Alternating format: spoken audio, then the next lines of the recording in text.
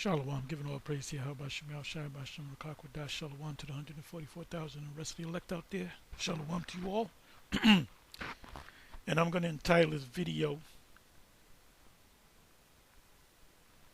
Was the Passover Ever Celebrated on a Lunar Eclipse? Was the Passover ever celebrated on a lunar eclipse? More proof that the new moon is a dark moon and not a full moon. Anyway, let me just read this here. It says, how the Passover illuminates the date of the crucifixion. Because we all agree that the Lord partook of the Passover with the disciples that became apostles. And later that night, he was captured and judged really by Herod and his men of war, backed up by the Romans.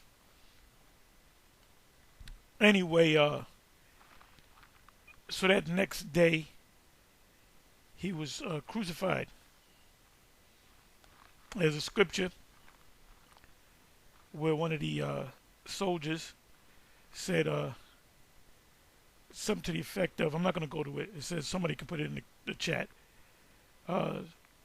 Surely this is the son of the Most High, which he most likely was a Jake, because Esau sees something they don't know how to make heads or tails. They deal with logic. We're spiritual people.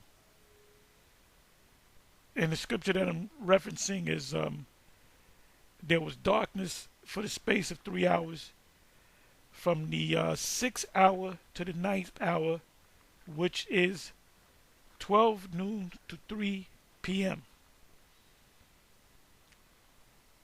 And the only logical explanation you can come up with is that it was a lunar eclipse. And lunar eclipse, as opposed to solar eclipses, happen on a full moon, and that's when the sun, the moon, and the earth is lined up. The moon is directly in between the sun and the earth, so it blocks out the sun, so everything goes dark. Solar eclipse is when the moon is behind the sun. Somebody correct me if you feel I'm wrong with science. It says how the Passover illuminates the date of the crucifixion. Since NASA calculated that there was a lunar eclipse on Friday, April 3rd, 3033 AD. Now you might say, well, Tahar, that proves that the Sabbath is on a Friday sundown to a Saturday sundown. We never said that new moons don't come in on a Friday sundown or Saturday sundown. If the new moon happens to come in on a Friday, then every Friday, pursuant to the Gregorian calendar, will be a Sabbath. And then the next month, might be a day or two. The next month might be Saturday sundown or Sunday sundown. And then you go maybe 2-3 months in the future, the new moon might come in, which is a dark moon, on a Wednesday sundown.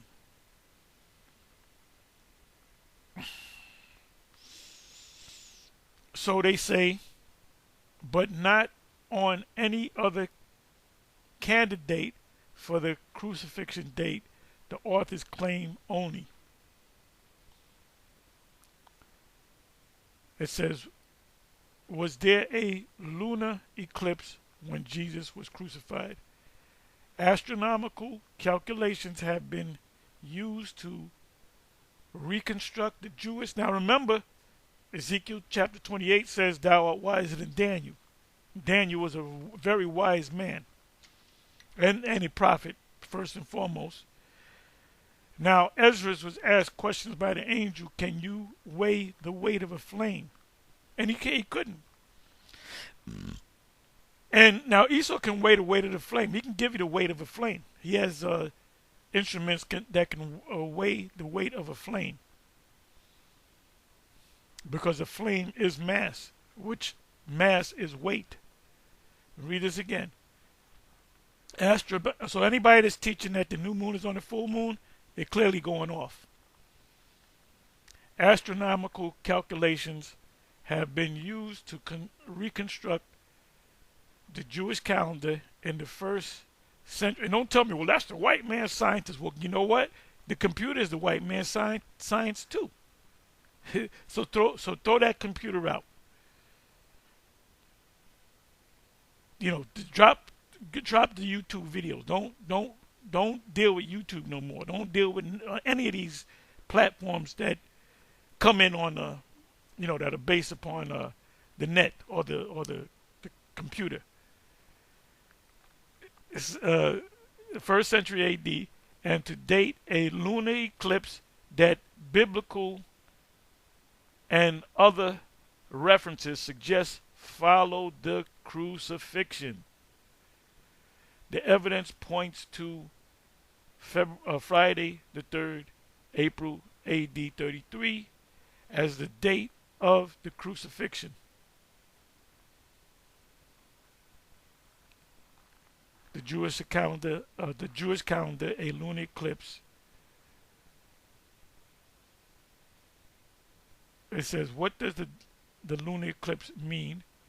Luke 21 verse 25, eclipses being caused by natural processes set in motion by the Most High. Genesis 1 verse 14. The lights in the heavens were for signs, seasons, days, and years. Signs mean omens.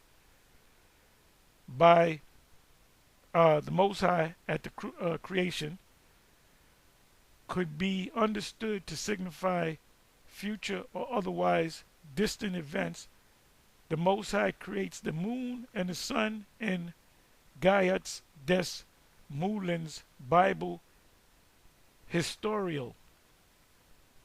That was in circa 1420.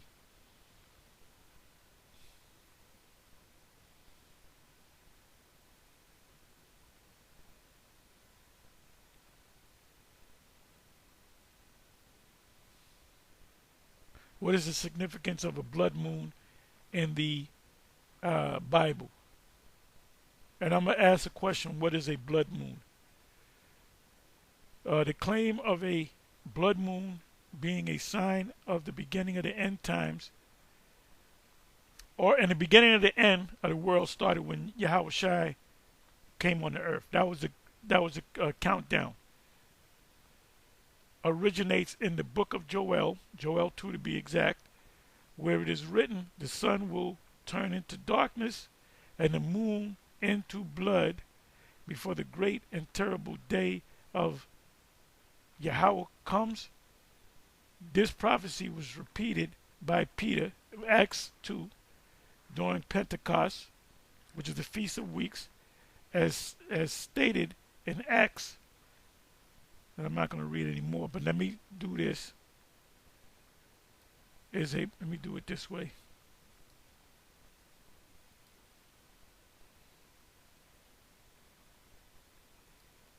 Is a blood moon a lunar eclipse?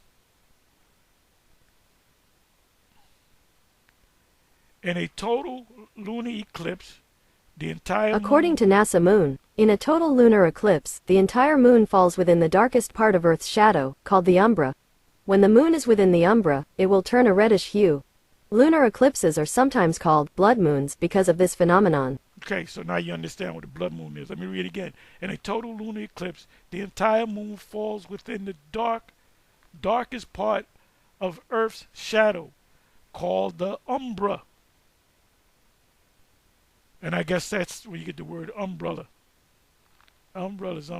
Inside joke, I had to say that. When the moon is within the umbra, it will turn a reddish hue. Hue meaning color. lunar eclipses, and lunar eclipses only occur on full moon. The Passover was held on the full moon. You don't celebrate the Passover on a new moon. The full moon is 2 weeks in, actually 15 days from the new moon, which is a full moon. Lunar eclipses are sometimes called blood moons, especially in the Bible, because of this phenomenon. The moon will turn into blood, Joel 2, Acts 2. Anyway, with that, I'm going to say shalom.